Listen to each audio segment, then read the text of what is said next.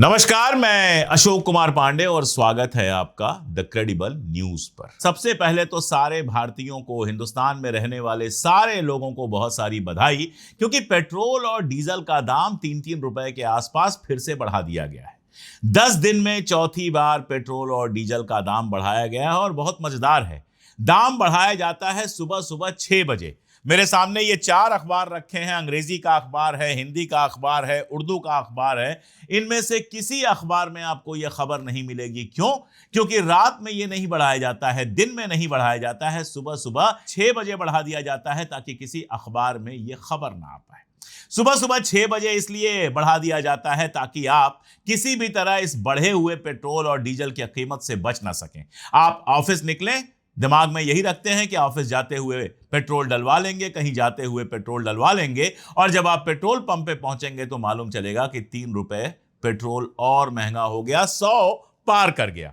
अब पेट्रोल की कीमत ऑफिशियल तौर पर लगभग पूरे भारत में 100 रुपए से ज्यादा हो गई। दिल्ली में तो हो ही गई है। तो पेट्रोल और डीजल की कीमत चौथी बार बढ़ा दी गई। इससे समझ में यह आता है कि नरेंद्र मोदी जी और उनकी सरकार एकदम मुसलमानों के पक्ष में है।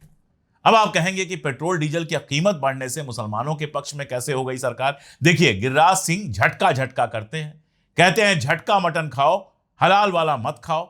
लेकिन जब खुद आपको रेतना है, जब खुद आपको हलाल करना है, तो रेता जा रहा है, हलाल किया जा रहा है। धीरे धीरे प्राइस बढ़ाई जा रही है। पहले बढ़ाई गई 3 रुपए, और पूरा गोदी मीडिया, पूरा बीजेपी का आईटी सेल ऑस्ट्रेलिया में इतनी बढ़ गई, अमेरिका में इतनी बढ़ गई, पाकिस्तान में इतनी बढ़ गई, बांग्लादेश में इतनी बढ़ गई। अरे भैया, हमको हिंदुस्तान में रहना है। तो बोले हिंदुस्तान में तो बहुत थोड़ी सी बढ़ी है। तब भी हम लोग कह रहे थे कि ये तो शुरुआत है, अभी काफी बढ़ेगी। 3 दिन बीता, 90 पैसे बढ़ा दिए, फिर 3 दिन बीता, 90 पैसे बढ़ा दिए, और अब सीधे 3 रुपए के आसपास फिर बढ़ा दिया गया। यानी कुल मिलाकर पेट्रोल की जो कीमत है, डीजल की जो कीमत है, वो 3 6 और 2 8 रुपए, 7-8 रुपए के बीच में बढ़ गई है 10 दिन के अंदर। और खास तौर पर किसानों को मैं बधाई देना चाहूंगा। गांव में मैं देखता हूं मोदी जी के गुण गाने वाले बहुत होते हैं, उनको भी मैं बहुत बहुत बधाई देना चाहूंगा। अब देश हित में बलिदान करने के लिए उनको और ज्यादा मौका मिलेगा। खेती का सीजन है, मानसून आया नहीं है, मानसून के आने की अभी संभावना नहीं है। सिंचाई के लिए आपको डीजल की जरूरत पड़ेगी और डीजल महंगा हो चुका है। यानी आपके फसलों की लागत बढ़ जाएगी। लेकिन जब यही फसल कटेगी और मंडी में बेचने जाएंगे, तब फसल की कीमत और घट जाएगी। यानी आपका डबल फायदा है। आप सरकार से पैसा कम लेंगे और सरकार को पैसा ज्यादा देंगे। आप जैसा राष्ट्रभक्त कहां और मिलेगा? तो आराम से मोदी सरकार चुनते रहिए और इसी तरह से अपनी पॉकेट कटाकर, अपनी गर्दन कटाकर देशभक्ति करते रहिए। देखिए, जो विदेशी निवेशक थे वो तो भारत का मार्केट छोड़ के भाग गए, और जो देशी निवेशक हैं, यहां के निवेशक हैं, उनका पैसा मार्केट में फंसा हुआ है। मार्केट गड्ढे में जाता जाएगा, उनका पैसा डूबता जाएगा, और वो सब देश के हित में बलिदान कर पाएंगे। जहां तक सवाल बैंकों का है, तो बैंक अडानी साहब को ढेर सारा पैसा फिर से देंगे, जो अडानी साहब हिंदुस्तान में नहीं, अमेरिका में लगाएंगे।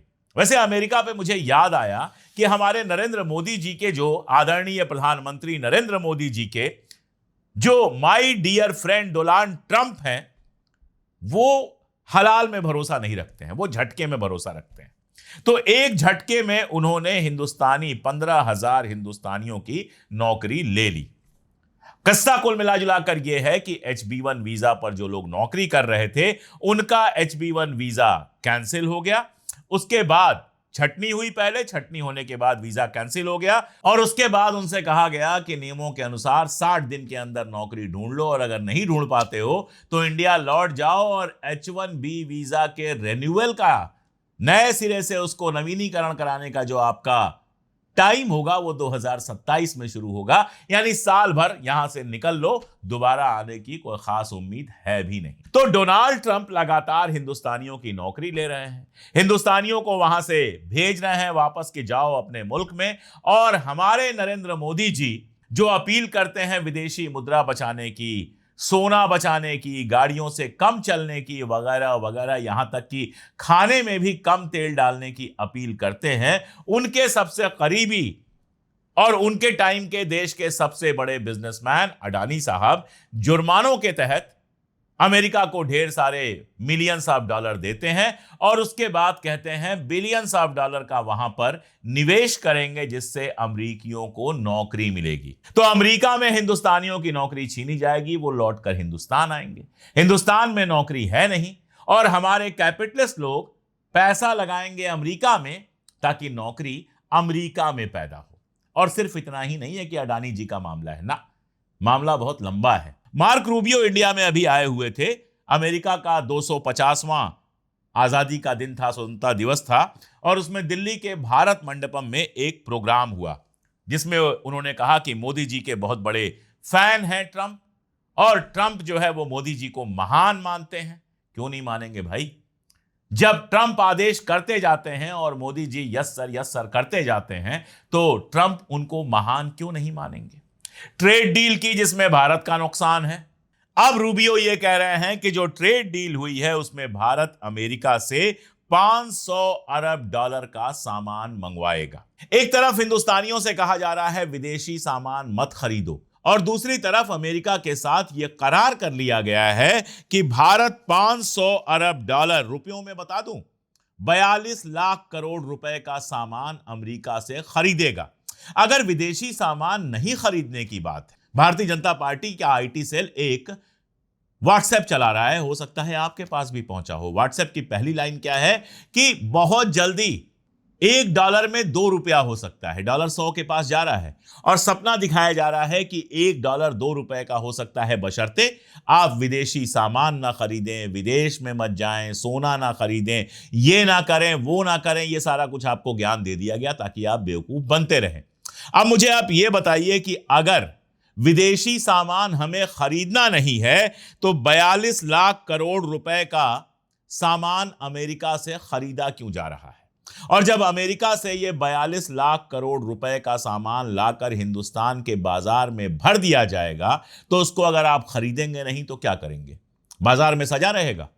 जब हिंदुस्तान में कोई माल पैदा ही नहीं होगा, आप कल्पना कीजिए कि अडानी साहब जो बिलियंस ऑफ डॉलर अमेरिका में इन्वेस्ट करने की बात कर रहे हैं, जो ये 42 लाख करोड़ रुपए का सामान अमेरिका से खरीदने की बात है, ये 42 लाख करोड़ और उनके कई हजार करोड़, ये सब जोड़कर अगर इंडिया के अंदर इंडस्ट्री बनाई जाती, अगर इंडिया के अंदर सामान पैदा किया जाता तो मार्केट में इंडियन सामान आता, तो आप इंडियन सामान खरीदते। लेकिन जब इतना बड़े अमाउंट का सामान बाहर से मंगाया जा रहा है और यहां के मार्केट में भर दिया जाएगा, जिसमें कई तरह की दालें भी हो सकती हैं, अनाज भी हो सकते हैं, दूध तक की बात चल रही है और जाने क्या क्या होगा, तो वो सामान तो एक आम आदमी खरीदेगा ही।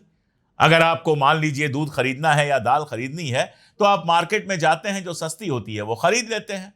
देशभक्ति के नाम पर महंगा सामान तो आदमी खरीद नहीं सकता, और वैसे भी खरीदने की औकात कहां बची हुई है।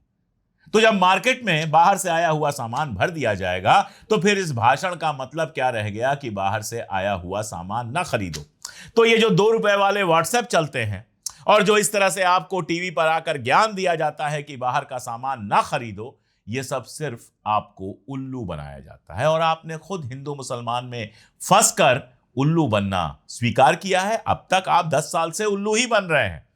10 साल पहले पेट्रोल का कीमत 30 पैसे बढ़ती थी तो बवाल मच जाता था।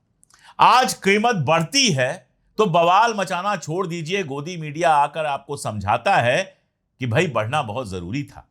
भाजपा कहती है इसका पॉलिटिसाइजेशन मत करो, राजनीतिकरण इसका मत करो, इस पर पॉलिटिक्स मत करो। और जब खुद भाजपा विपक्ष में थी तो सिर पर सिलेंडर लेकर फोटो खिंचाया जाता था। गैस और तेल के दाम जरा सा बढ़ जाएं तो तमाशा मचा दिया जाता था, जबकि उस समय इंटरनेशनल मार्केट में जो प्राइस थी ब्रेंट क्रूड ऑयल की, वही प्राइस आज भी है।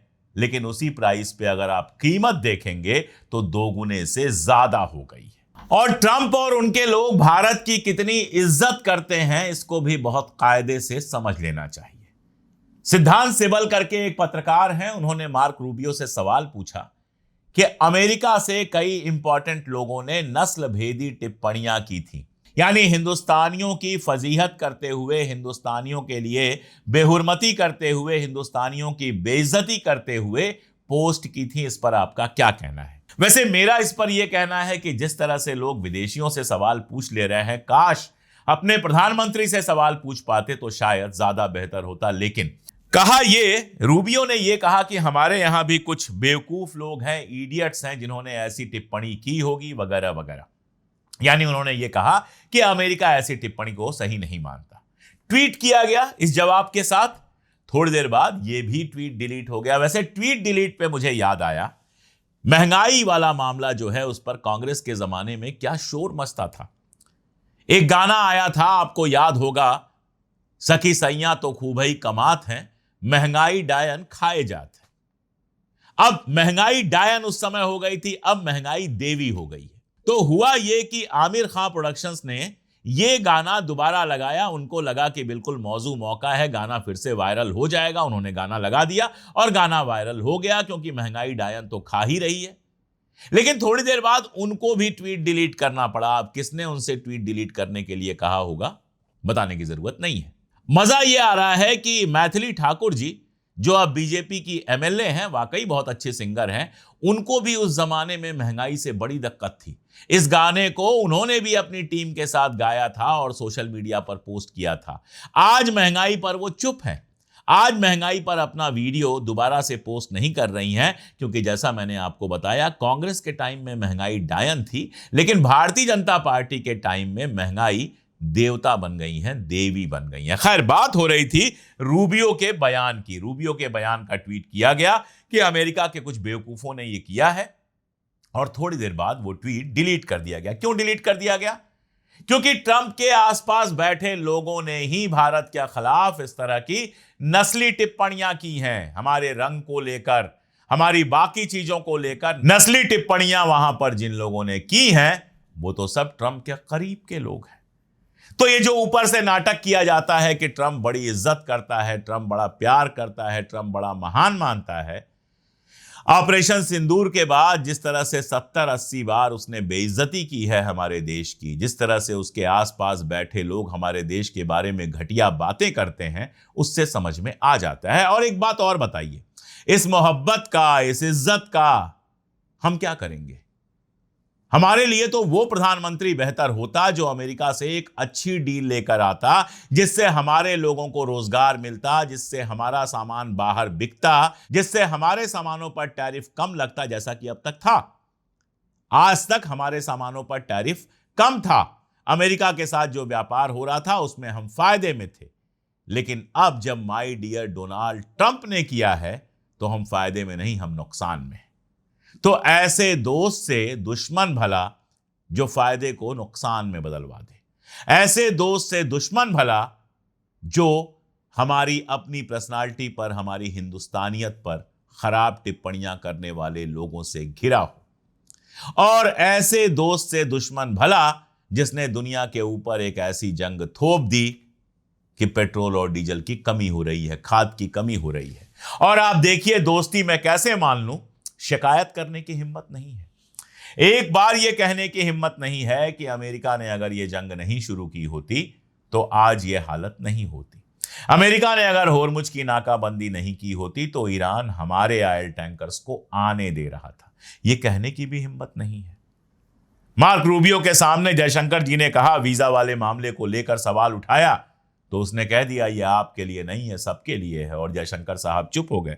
चुप होने के अलावा और क्या कर सकते हैं, जब आपके प्रधानमंत्री और आपके बाकी मंत्री वहां जाकर ट्रेड डील ऐसी कराए हैं जिसमें हिंदुस्तान का नुकसान ही नुकसान होना है, तो अब ये वीजा की बात छोड़ दीजिए। तो कुल मिलाजुलाकर मामला यह है कि पेट्रोल डीजल का कीमत बढ़ गई है, और ये जो फालतू की अपील है कि विदेशी मुद्रा ना खर्च करें, बाहर का सामान ना खरीदें, अब रूबियो के इस बयान के बाद बेकार की साबित हो रही है कि भारत अमेरिका से 500 अरब डॉलर यानी कि 42 लाख करोड़ रुपए का सामान खरीदेगा। सामान खरीदा जाएगा, भारत के बाजार में भरा जाएगा, तो जाहिर है इतने से ही हमारा जो विदेशी मुद्रा का कोष है वो खाली हो जाएगा।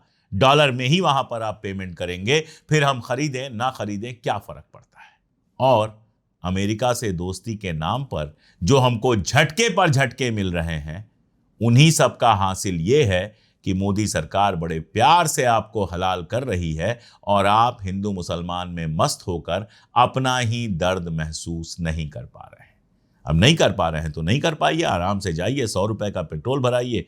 थोड़े दिनों बाद हो सकता है कि 110 का भराएं, 120 का भराएं, 150 का भराएं, और भक्त कह ही चुके हैं कि 500 रुपए लीटर पेट्रोल हो जाएगा तो भी मोदी जी को ही वोट देंगे। तो बिल्कुल मस्त रहें, मेरी सारी संवेदनाएं उनके साथ हैं और मेरी सारी शुभकामनाएं भी उन्हीं के साथ हैं। आप क्या चाहते हैं इस पर, आप क्या कहते हैं, कमेंट में बताइएगा। चैनल को सब्सक्राइब ना किया हो तो सब्सक्राइब भी कर लीजिएगा। हम तो वही कहेंगे जो सच है। आज के लिए इतना ही, बहुत शुक्रिया।